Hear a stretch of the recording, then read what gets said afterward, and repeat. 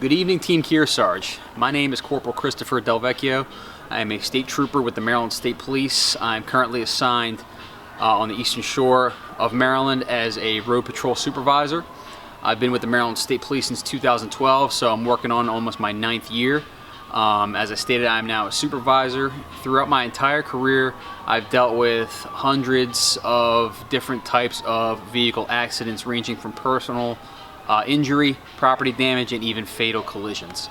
I've seen the toll that these types of collisions have taken, not just on the road, but with the families of people that are involved, and I can tell you it's very serious. So I'm just here today to give you a few tips and tricks for this upcoming holiday season. Now, why should you care?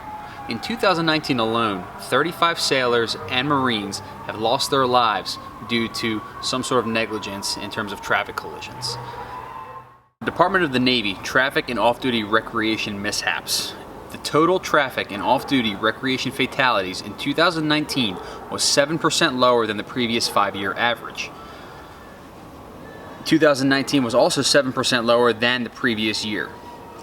For automobile fatalities, 2019 was actually 9% higher than the 5-year average and was 7% higher than the previous year. Motorcycle fatalities. 2019 was 29% lower than the 5-year average, and 2019 was also 31% lower than the previous year.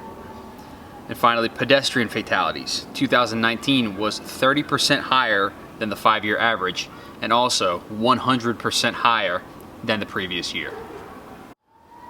Distracted driving. Distracted driving can be any activity that will divert your attention from actually driving on the roadway. Could be anything from texting, making a phone call, adjusting the climate controls in your car, playing with the radio, navigation system, even something as simple as talking to other people who were actually in the car. In my experience, I've seen a number of people involved in some sort of distracted driving, whether it be putting on makeup, talking on the phone, texting, whatever the case may be. There was even one instance where I was driving a marked patrol vehicle, basically a giant rolling billboard for the Maryland State Police, and I pulled up right beside a woman, right next to her, and she was thumbing right through her Instagram throughout the entire time I was sitting next to her. She did not even notice me. And when I pulled her over, she tried to deny it. She showed me her phone and it was right there. Who knows what could have happened if I wasn't fortunate enough to see her thumbing through her Instagram while she was driving. I try not to think about it, but luckily, hopefully another crisis was averted. According to the National Highway Traffic Safety Administration, or NHTSA as it's more commonly referred to, texting and driving is one of the most distracting things that you can do while you're out on the roadway. You look at a text, it takes approximately 5 seconds. If you're traveling 55 or 60 miles per hour, it's like driving the entire length of a football field while not looking at where you're going. You can imagine how dangerous that's got to be. Drinking and driving. I cannot emphasize enough how much drinking and driving is a problem in today's society. It's something that should never happen, but it does. And it's wrong based on principle alone. However, even more reasons why you shouldn't be involved in any type of drinking and driving is there's public transportation, there's taxi services, there's Uber, there's Lyft. There's a lot of different safe ride programs that the Department of the Navy, as well as a lot of colleges and universities, use. Okay, these are all different ways of getting where you want to be safely without engaging in drinking and driving. Personally, I have arrested more than 110 people solely for drinking and driving. Many of them were involved in accidents. The clip we're about to show you is from an investigation of mine from a few years ago where the gentleman was drinking while he was driving. Hello, Dad. He's not even putting on his brakes. Watch it. Oh, no! I've never seen that God. before. Oh, Dad, you need to make sure that we bitch. can say that we've seen him Stupid driving motherfucker. like an Oh idiot. my God! Get out, Dad. What? There's kids. If that video by itself isn't a wake-up call, I'm not sure what else will be. There were approximately 5 vehicles and more than 10 people involved in that collision. Luckily, there were no serious injuries.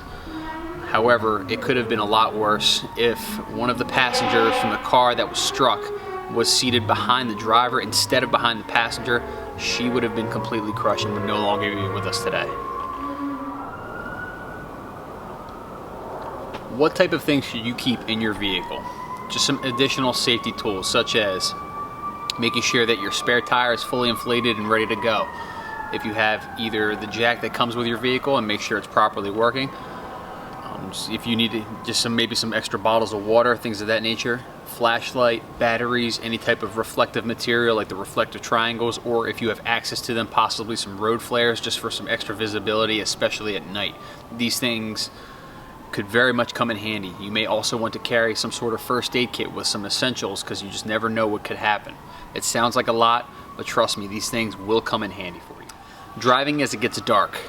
I know it goes without saying that our visibility is severely reduced as it starts to get darker. With daylight savings time, it gets darker even earlier, so you just want to check and make sure that you're driving with as much light as possible. Just make sure that your headlights are properly illuminated. Also, just be sure, just understand that your depth perception and your visual cues and things of that nature can be compromised in the dark. So just be careful if you have to drive in the dark, but do your best maybe to drive during daylight. In addition to driving while it's dark, you also need to be cognizant of different types of weather conditions. When it's raining, when it's snowing, it becomes a lot more dangerous on the road. Rule of thumb is that you want to have 1 car length for every 10 miles per hour that you're driving. If you're traveling 10 miles per hour, that's 1 car length. 50 miles per hour, 5 car lengths. Just to give you an idea of where you should be. Just keep in mind that when it's raining, when it's snowing, when it's icy, those distances need to be greater to allow yourself to stop in a faster amount of time. Give yourself that extra stopping distance in order to be safer on the road. Fatigue is a killer. I know working shift work as a state trooper, fatigue is a battle every day. Okay, so I'm sure with the Department of the Navy, it's also the same. It could be you're not getting enough sleep, you're running on fumes a lot of the time, and that driving while tired is just the same as driving while intoxicated. They're very similar in, your reaction time is going to be slower. You're not as fast to react when you're tired. So do your best to get as much rest as you can throughout the night. If you are feeling tired while you're driving, do your best to, if you have to, pull over, take a little nap just to get yourself back where you need to be. Tired driving is just as bad as drunk driving. Just a quick road trip checklist that you can start yourself off with. Just make sure you start your trip well rested.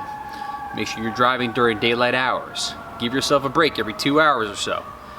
Obviously never drink and drive. And if you do get tired, make sure you pull over, do what you have to do to keep yourself well rested. Parking lot safety.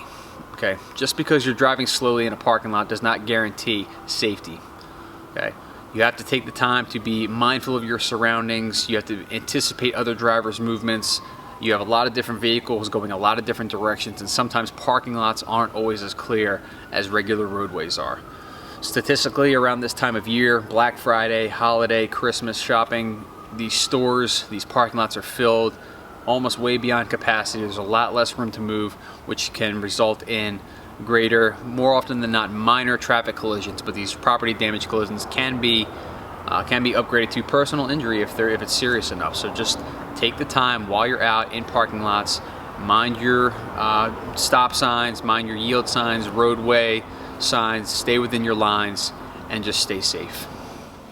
Team Kearsarge, in closing, I just want to wish you a happy and healthy holiday. On behalf of the Maryland State Police, I just want to say that we appreciate your service, and we just hope you stay safe this holiday season. God bless.